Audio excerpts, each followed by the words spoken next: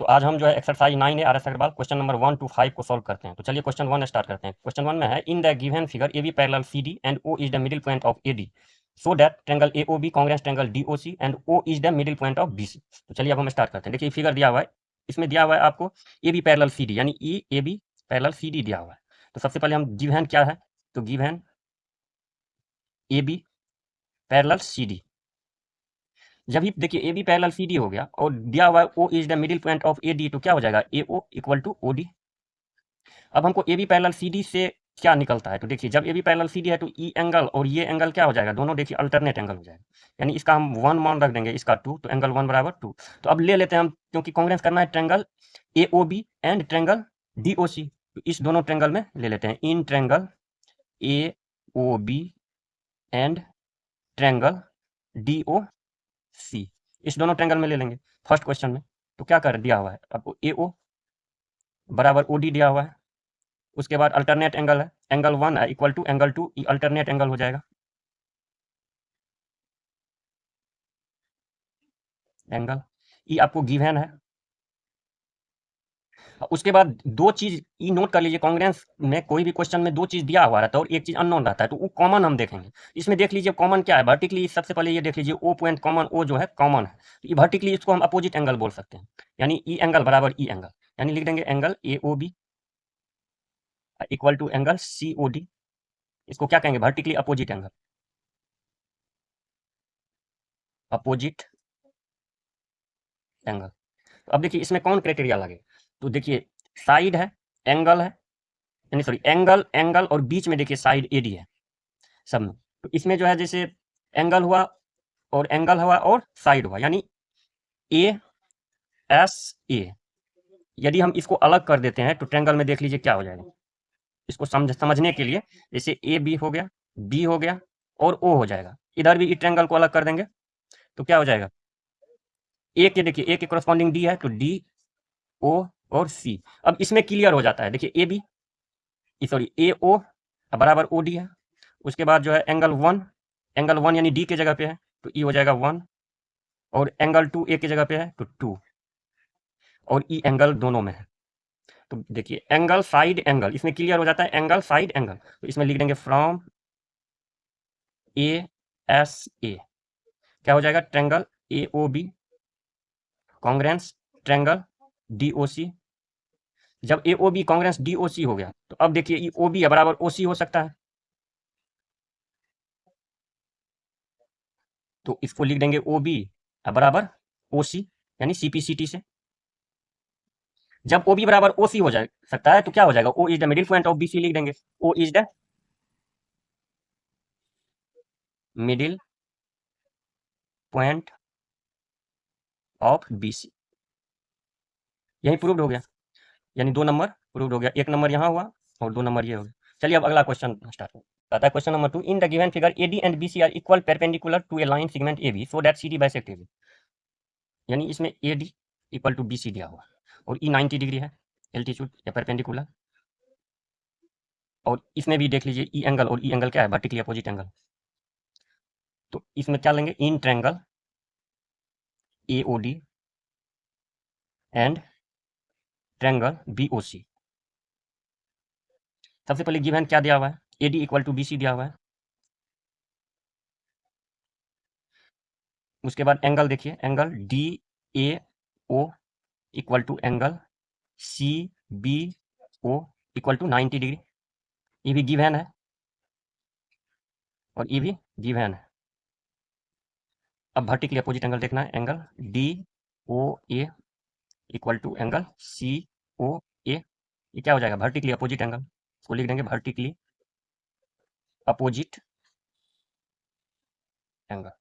अब बताइए कौन क्राइटेरिया इसमें अप्लाई होगा, तो एक साइड है और दो एंगल है, तो लेकिन एंगल दोनों एंगल के बीच में देखिए ई एंगल और ई एंगल के बीच में ई साइड नहीं है, एंगल एंगल साइड, नहीं एंगल एंगल साइड, दोनों एंगल को अलग कर देंगे तो इससे पता चल जाएगा angle angle side, angle angle side, इसमें लिख देंगे from angle angle side criteria से क्या हो जाएगा, triangle A O D congruence triangle B O सी।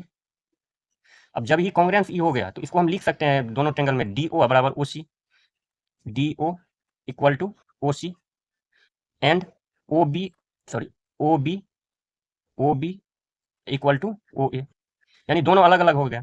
इसको हम सी पी सी टी से लिख सकते हैं। तो जब ये दोनों अलग अलग हो गया, इस लाइन भी इस लाइन भी, तो इसमें क्या लिख देंगे, C D bisect A B, यही प्रूव्ड हो गया। चलिए अब अगला क्वेश्चन, क्वेश्चन नंबर 3 में देखिए, कहता है in the given figure two parallel lines L and M are intersect by two parallel line P and Q so that triangle ABC congruent triangle CD है। देखिए दो पैरेलल लाइन इधर से भी है हॉरिजॉन्टल और दो इधर से भी है अपोजिट में, पी और क्यू इसका नाम है और इसका एल और एम है। इसको इंटरसेक्ट करता है दोनों को। तो इसमें दिया हुआ है ए बी सी डी, तो हमको ई कांग्रेंस करना है, ई ट्रायंगल को कांग्रेंस करना है इस ट्रायंगल से। तो इसमें सबसे पहले हम जो एंगल है इस दोनों के बीच, दोनों ट्रायंगल के बीच में, यानी सामने सामने देखिए जी, जहां पे लाइन है यानी एसी लाइन के दोनों साइड एंगल का हम नाम रख देते हैं 1, इसका नाम 2, इस एंगल का नाम, सॉरी इस एंगल नहीं, ओनली एसी, इसका नाम 3 और इसका नाम 4।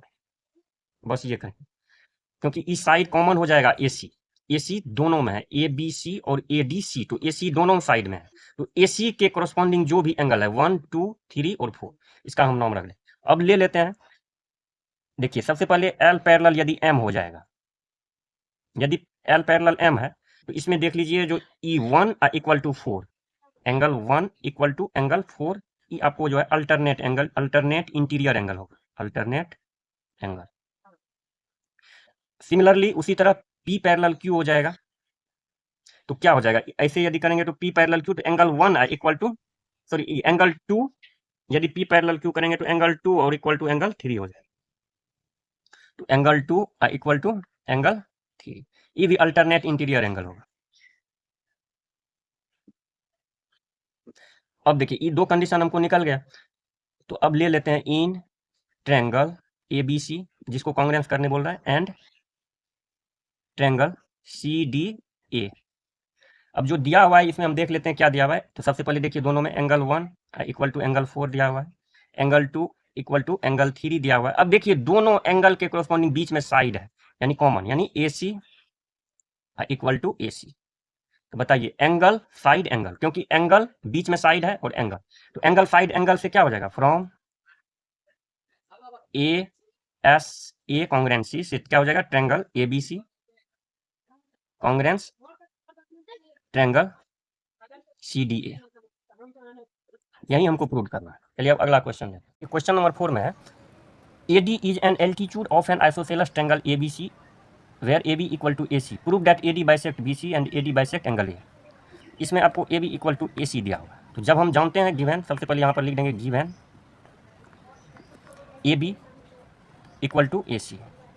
जब ये AB बराबर AC है तो AB के अपोजिट साइड क्या हो गया, जैसे ये एंगल C, और AC के अपोजिट साइड B, E भी इक्वल हो जाता है। हम जानते हैं angle opposite to equal side are equal, इसको क्या लिखेंगे, angle ABC equal to angle ACB,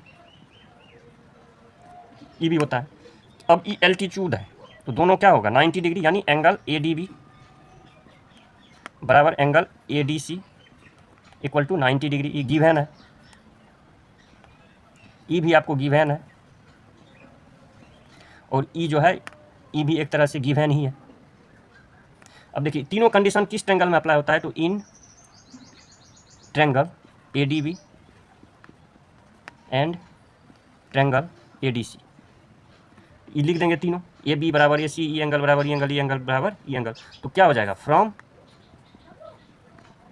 अब देखिए एंगल एंगल और साइड, तो इसको हम क्या लिखेंगे, एंगल एंगल साइड कांग्रेंस, क्या हो जाएगा, triangle A D B congruence triangle A D सी।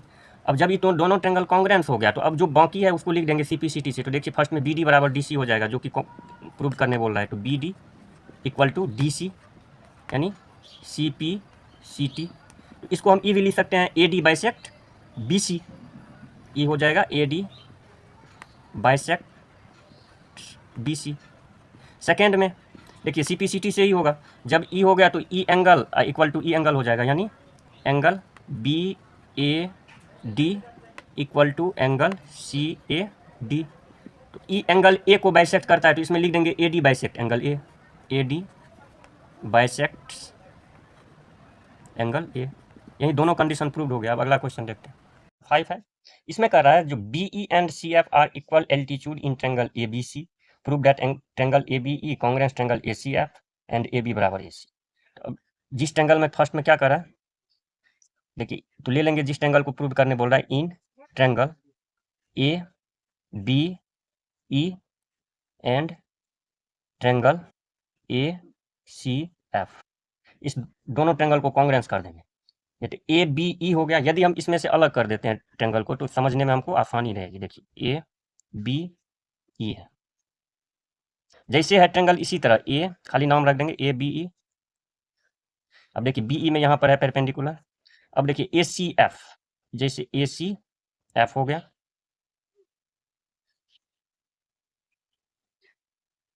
ए सी और ई एफ हो गया, इसमें ई परपेंडिकुलर होगा। तो अब इसको अलग कर दिए तो इसे समझने में आसानी रहेगा। देखिए फर्स्ट में ए बी बराबर ए सी, उसके बाद ई एंगल बराबर ई एंगल, उसके बाद देखिए कॉमन भी है इसमें, नहीं ई एंगल बराबर ई एंगल, नहीं ए बी बराबर ए सी प्रूव करना है, सॉरी, बी ई और बराबर सी एफ दिया हुआ है, बी ई बराबर सी एफ और ई एंगल दिया हुआ है, और उसके बाद ई दोनों में कॉमन है, ई एंगल और ई एंगल कॉमन है। तो अब इसमें लिख देंगे क्या दिया हुआ है, सबसे पहले बी ई बराबर सी एफ, उसके बाद एंगल में कौन है, एंगल ए ई बी बराबर angle A F C equal to 90 degree है, और कॉमन एंगल है एंगल बी ए ई बराबर एंगल सी ए एफ, ये कॉमन है। अब बताइए इसमें कौन क्राइटेरिया अप्लाई होगा, सॉरी इसको हम मिटा देते हैं, ए बी बराबर ए सी हमको प्रूव करना है। तो ये तीन है, एंगल एंगल और साइड। देखिए एंगल एंगल साइड, तो फ्रॉम ए एस क्या हो जाएगा, triangle A B E congruence triangle A C F. अब जब ही दोनों ये फर्स्ट पार्ट तो प्रूव हो गया, अब सेकेंड पार्ट में कह रहा है ए बी बराबर ए सी, तो इसको हम सी पी सी टी से क्या लिख देंगे, अब इसमें ए बी बराबर ए सी हो जाएगा, यानी ए बी बराबर A C from C P C T.